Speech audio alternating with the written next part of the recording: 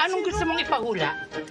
Gusto ko pong ipahula yung soulmate BFF ko po. Gusto ko pong malaman kung anong itsura niya at kung paano ko po siya makikilala. Ang dami mong gusto, tapos 500 lang babayad mo. Akin na yung baraha. O sige ha, susubukan natin. Okay, BFF soulmate mo. Gusto mo malaman ng itsura.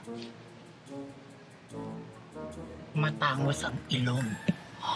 Matangos ang ilong ko ah. Makapal ang kilay. Ano makapal ang kilay ko? Bakit po? Bagsak! Ha? Ang buhok! Uy! Matangos ang ilong. Teka lang. Makapal ang kilay, bagsak ang buhok. Madam. Ano yan, iho? May tanong lang ako. Anong pangalan yan? Ang pangalan nito.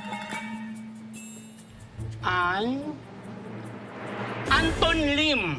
Anton Lim? Anton Lim. Anong Anton Lim? Ako yung dinedescribe mo eh. Paano naging Anton Lim? Buhok, pati yung matangos na ilong. Pag matangos ang ilong, makapal ang kilay, bagsak ang buhok, ikaw agad, o ikaw na dito. Ako na 500.